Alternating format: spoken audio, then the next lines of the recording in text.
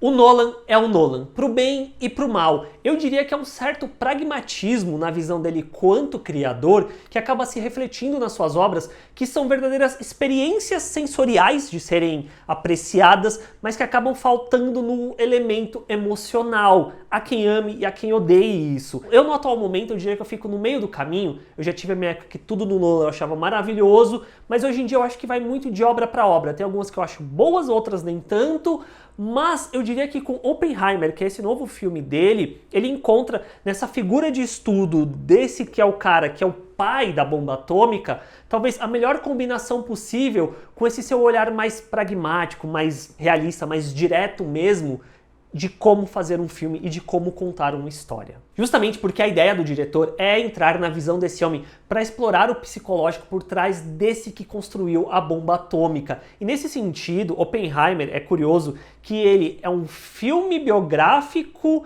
que é um thriller psicológico que se esconde nesse épico de 3 horas de duração, que ao mesmo tempo é e não é um filme de guerra. Ele é um filme de guerra, mas ele está muito mais nos bastidores dessa guerra que resultou num dos momentos mais baixos da história da humanidade. E é curioso que o Nolan anteriormente já havia feito com Dunkirk um filme de guerra também. Só que enquanto Dunkirk ele te leva para dentro da situação, você tá ali dentro do conflito do que está acontecendo, em Oppenheimer a gente fica nos bastidores disso tudo, mas que ainda assim é quase como se fosse um filme com uma guerra interna dentro desse personagem. E por ter o foco no J. Robert Oppenheimer, a gente acompanha muito a visão dele quanto homem, que era esse gênio da física que vivia entre dois mundos, o real e esse mundo quântico, que só ele tinha acesso, que ao mesmo tempo que o atormentava, também o fascinava. É um estudo de personagem nesse sentido, que está interessado em acompanhar as minúcias de quem era o Oppenheimer, que acaba sendo entregado pela boa atuação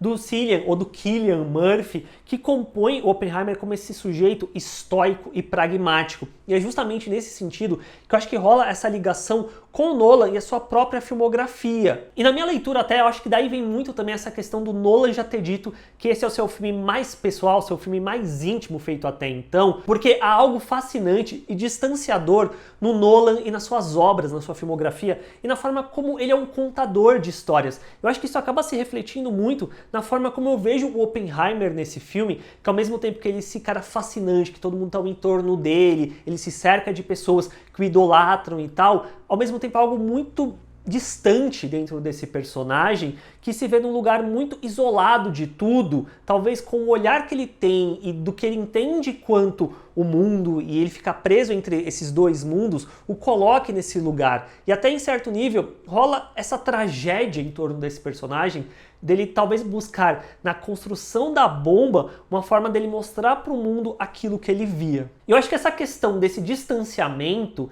que é muito presente nos filmes do Nolan, que é essa falta de emoção, de sentimento genuíno mesmo, funciona bem para dentro de Oppenheimer, porque isso torna-se parte do avatar desse personagem interpretado pelo Cillian Murphy, em que deixa de ser exatamente um problema por essa perspectiva e torna-se uma identidade do que é esse personagem e, por consequência, do que é esse filme. Porém, isso acaba se revelando também uma faca de dois gumes no momento em que o filme quer cruzar essa linha da falta de sentimentos e passar a tentar explorar esses sentimentos, ali na questão do homem que quer seguir em frente versus o homem angustiado com a sua criação. Eu acho que a partir desse ponto, o sentimento não é muito bem alcançado, não somente por isso, mas também pelos personagens que estão ao entorno do Oppenheimer, que tem um elenco assim gigantesco, com vários nomes e tal, só que nenhum desses nomes acaba, ou desses personagens, acabam sendo muito marcantes para essa história, onde um dos principais problemas reside na figura da Kitty, que é interpretada pela Emily Blunt,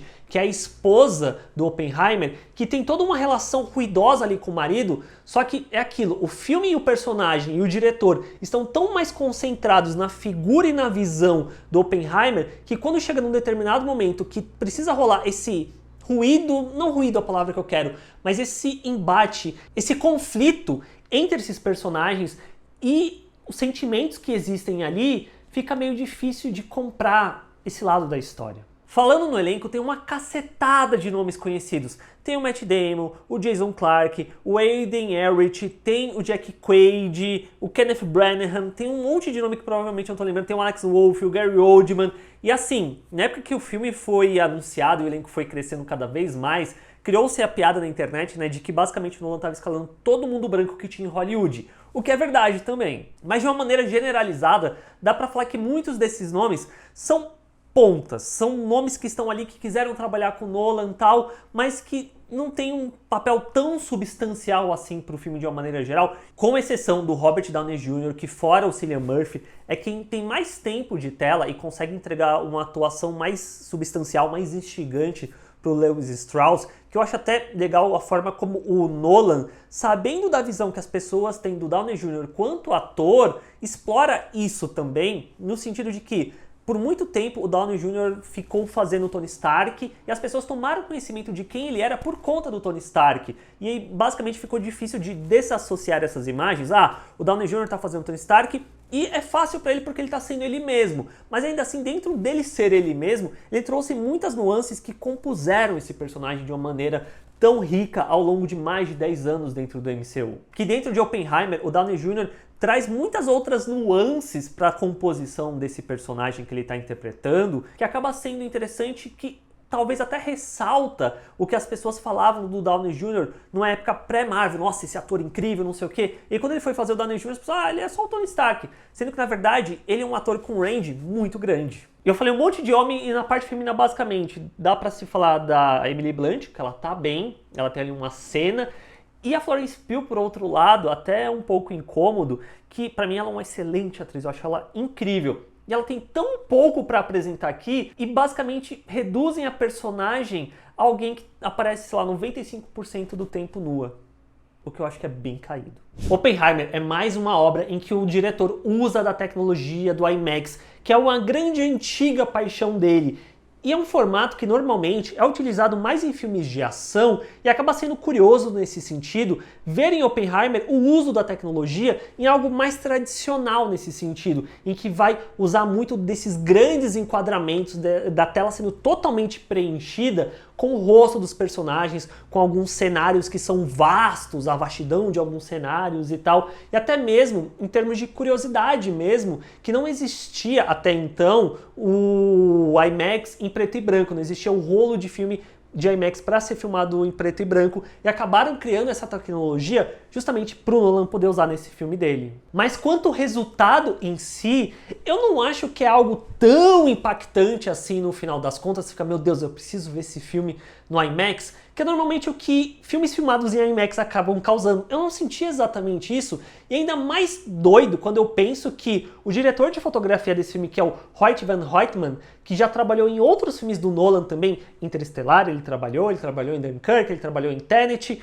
mas o uso mais interessante do IMAX que eu vi desse diretor de fotografia foi quando ele, junto com Jordan Peele, fez o terror Nope, que aí eles usavam desse campo de visão gigantesco para criar atenção através da forma como eles capturavam o céu. Só que dentro do Oppenheimer, que no final das contas é um filme muito mais sobre personagens e diálogos, não existe exatamente algo dentro desse formato que me faça falar, não, vale a pena ver no IMAX pelo sentido da imagem. Eu acho que não chega nesse nível, porém eu acho que uma coisa que faz muita diferença para esse filme é o uso do som. Principalmente da trilha sonora composta pelo Ludwig Göransson, que ele utiliza, parece, daqueles equipamentos que captam radiação e tal, para construir algo que ao mesmo tempo que é incômodo e tenso. Nesse sentido, eu acho que é muito mais interessante o filme do que exatamente pela parte visual dele.